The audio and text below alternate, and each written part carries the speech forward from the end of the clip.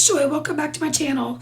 Today I've got a monochromatic card to share with you with the Card Hoppin Facebook group.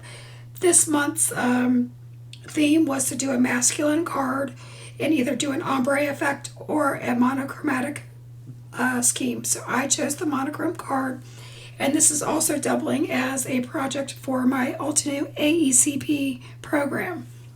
So I'm going to talk a little bit about some theory and whatnot, but right now I just wanted to let you know that I am using the watercolor stripes background die. I am using the Freeform greenery stamp set and a sentiment from the leaf canopy. So I die cut the watercolor stripes with white cardstock, and I layered that onto a light gray paper, and then I stamped out the Freeform greenery twice so that I would have multiple leaves to choose from and to color. And as you can tell, I am focusing on grays, blacks, whites as my monochrome thing. So I chose leaves because I think of greenery being more masculine than flowers. And I'm also using a new to me medium, meaning graphite pencils. So what I have learned through my process is that the different graphite pencils go from a 9B up to a 9H. And you're saying, well, what does that mean?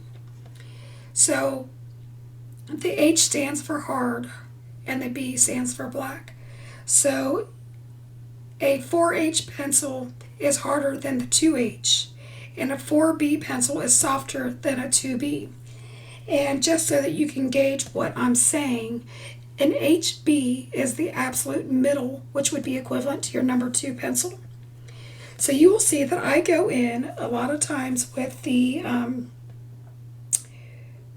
4B, and I like this pencil because it's a little bit of a broader tip, and it allows for me to put down a light wash. I'm typically a heavy-handed person, so I always go in with my light is the same as I color with any medium. And then you'll see me go in with the either a 2B or, a 2H or 4H, and that's the harder graphite. And what that does is it really grabs onto the tooth of the paper, and I'm able to put in some really dark shading.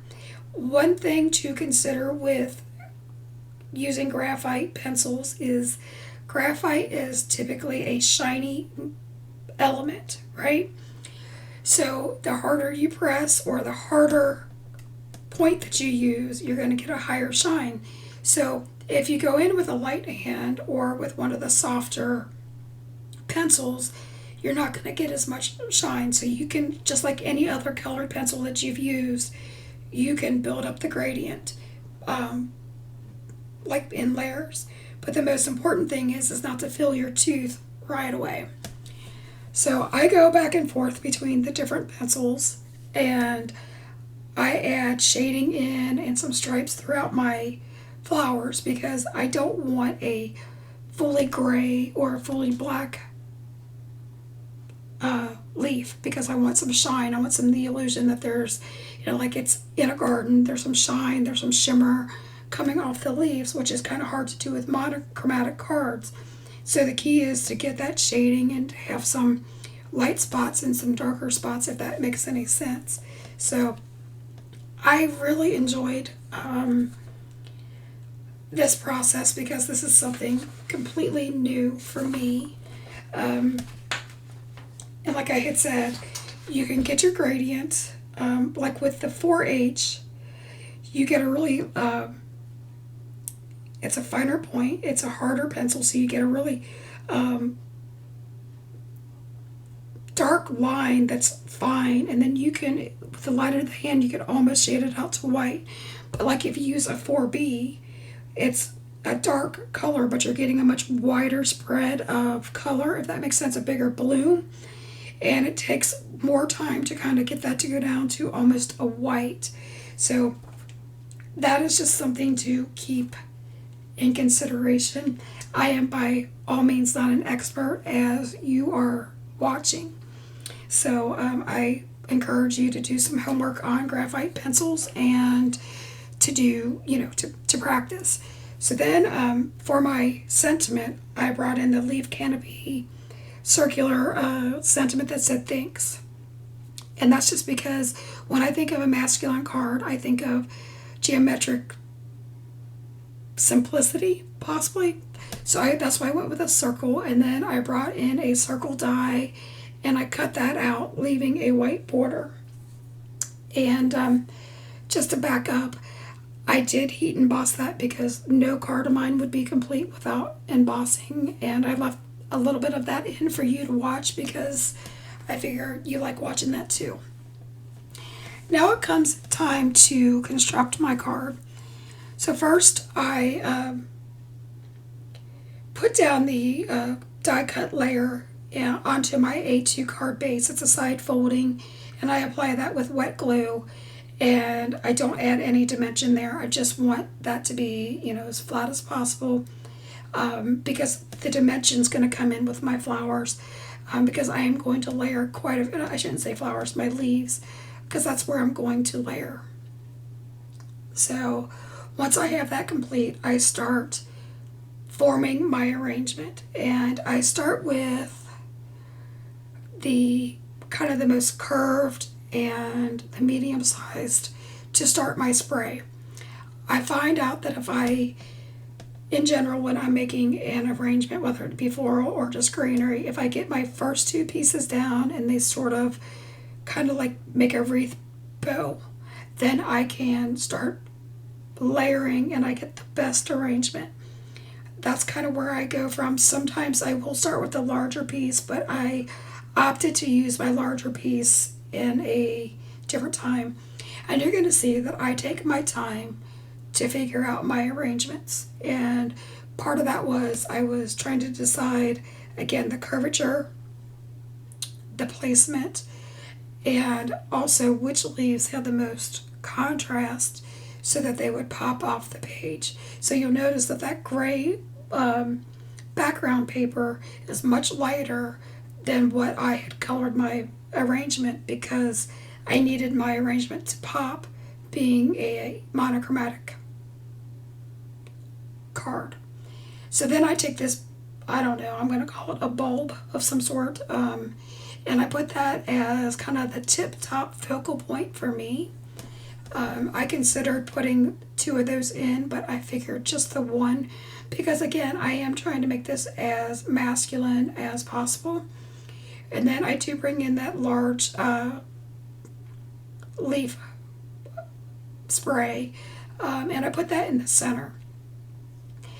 And thinking about it, I'm not sure, maybe having the two large and then filling in with the smaller would have been better, but I like this, and by using two of the smaller leaves and kind of dispersing those in there, I was able to offset it. So now you're going to see that I take my sentiment and pop that up with foam squares so that I get my dimension. And then from there, I come in and I tuck more of the greenery in. And I just find that once I get the sentiment in there, things start to make sense a little bit more for me. I sometimes struggle with, the placement. I'm always looking for perfection, but if you look at nature, even though in my opinion nature is perfect because it was designed perfectly, but there are a lot of things that are haphazard in our gardens and in nature in general. So I don't think you have to have the perfect, arrangement that you would see from a florist, but you still want it to be pleasing with the eye. So you want some odd numbers. You want there to be movement within your card.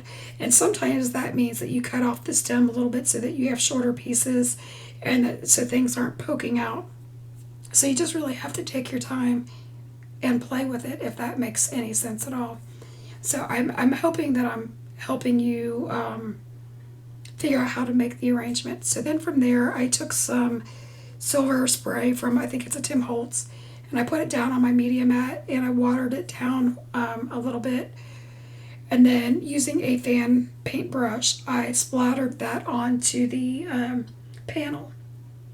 And that was a very fine mist, and I liked it, but I wanted more interest. Again, I'm trying to get the different depths of color. So then I go in with just the nozzle and I start dripping the paint on there, and then that gives you a much darker, larger drop, and that adds more texture, more shine. It just adds just a little bit more. I call it a beautiful design, right?